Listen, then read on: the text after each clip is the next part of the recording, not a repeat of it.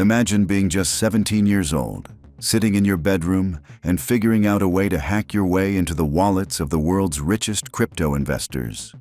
Within months, you're living in luxury hotels, rolling up to nightclubs in rented Lamborghinis, handing out Birkin bags like party favors, and acting like a character straight out of The Wolf of Wall Street.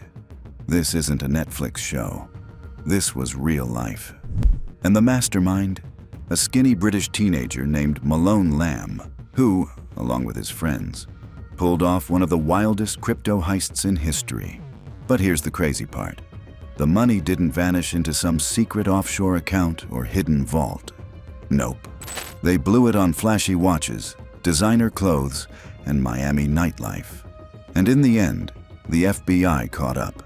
The Gucci bags were auctioned off by the government, and the crypto king fantasy came crashing down. Welcome to the story of Malone Lam and the crypto heist of the decade, where billions in Bitcoin turned into Balenciaga sneakers, and greed met karma in the most dramatic way possible.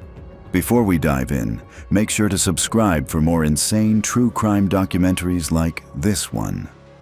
Chapter 1. The teen who wanted to be a kingpin. Malone Lam wasn't your typical teenager. While most 18-year-olds were stressing about college applications, he was busy building an online persona, flashy, arrogant, and desperate to prove himself in the underground world of hackers. Malone and his crew weren't just casual scammers.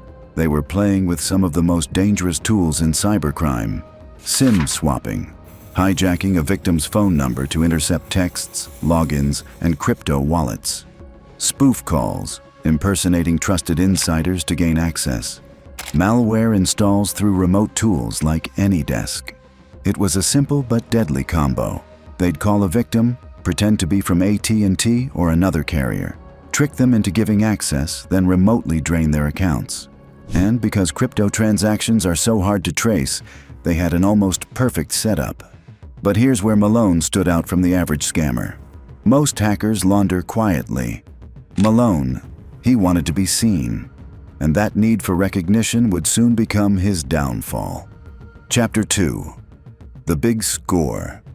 The crew's biggest hit was against Sam Lessin, a former Facebook executive and venture capitalist. Lessin's accounts were targeted, and in hours, millions in Bitcoin were gone. The method was slick. One hacker would distract Lessin with a fake security issue call. Meanwhile, another ran the SIM swap, cutting him off from his number. With access to two-factor codes, the wallets were drained. This wasn't just Lessin, though. Other high-profile crypto investors were targeted, and before long, the group had stolen nearly $50 million worth of cryptocurrency. Now, what do you do when you suddenly have millions in untraceable digital cash? Most criminals hide. Malone Lam spent it like he had an unlimited Amex Black Card. But every purchase, every receipt, every flex was leaving a trail straight back to him. Chapter 3. Miami Vice, Crypto Edition. Malone's obsession with the Miami party scene became legendary. He was renting penthouses, pulling up in Lamborghinis, and handing out expensive gifts just to be noticed. At one nightclub, he tipped $20,000 in cash just to skip the line. He gave away Hermes Birkin bags like party favors. He ordered champagne by the crate, and once dropped $150,000 in one night just to outshine another crypto bro. He stacked closets with Gucci, Balenciaga, and Louis Vuitton, wearing head-to-toe designer like a cartoon villain. Friends described him as someone playing rich, desperate to be recognized, desperate to be respected, desperate to be feared. And yes, he even tried to buy love. Malone reportedly spent lavishly on women, showering them with gifts, cars, and jewelry. But for all the cash, no one was really sticking around. This was wealth as performance art. And like all performances, it had an ending. What Malone didn't realize was that while he was living like a rap star in Miami, the FBI was quietly watching, and they were already connecting the dots. Chapter 4. The FBI crashes the party. Malone and his crew made one big mistake. They wanted attention. While Bitcoin might be anonymous, Lamborghinis and Gucci shopping sprees are not. Social media posts, flashy receipts, and big-talking friends quickly put federal investigators on the trail. By 2021, the FBI, Secret Service, and IRS were closing in. They linked wallets, tracked suspicious withdrawals, and matched them to real-world purchases. In February 2022, Malone Lam was arrested in Spain. He tried to fight extradition to the US, but the evidence was overwhelming. Logs of the spoof calls, crypto wallet trails, testimonies from hacked victims. Even his Miami club receipts were entered into evidence, proof of exactly where the stolen millions had gone. The party was over, but the biggest shock wasn't his arrest. It was what investigators found when they raided his stash. Chapter 5. From Gucci to government auctions. Here's where it gets almost comical. When the feds raided Malone's stash, they didn't just seize Bitcoin. They grabbed the spoils of his ego trip. Dozens of Rolex and Audemars Piguet watches. Racks of Gucci, Louis Vuitton, and Balenciaga. Designer sneakers worth more than most people's cars. And of course, the famous Birkin bags. But what happens when the government seizes millions in luxury goods bought with stolen money? They sell it. That's right.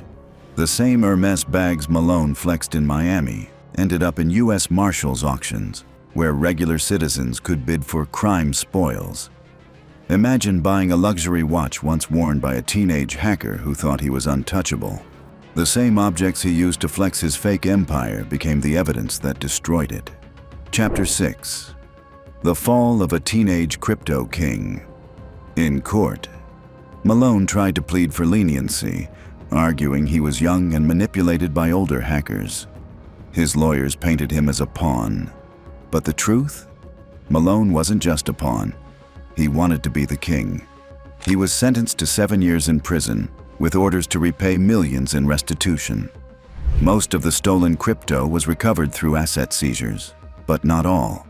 Some wallets remain missing, possibly hidden by his crew. And Malone? He went from nightclub penthouses to a prison cell. No Gucci, no Lambos, just prison blues. From hacker to hustler, from rich kid fantasy to inmate reality. His story became the ultimate warning for anyone who thinks crime equals freedom. Malone Lam's story is a wild ride. A teenage hacker who went from Minecraft servers to multi-million-dollar heists, from SIM swaps to Miami nightclubs, from Balenciaga to prison uniforms. It's a story about ego, greed, and how even the most untraceable crimes leave a trail when you can't stop showing off. So here's the real lesson. Crime might make you rich for a night, but it won't make you free. What do you think? Was Malone Lam just a stupid kid blinded by greed? Or was he a genius hacker who could have changed the tech world if he'd chosen a different path?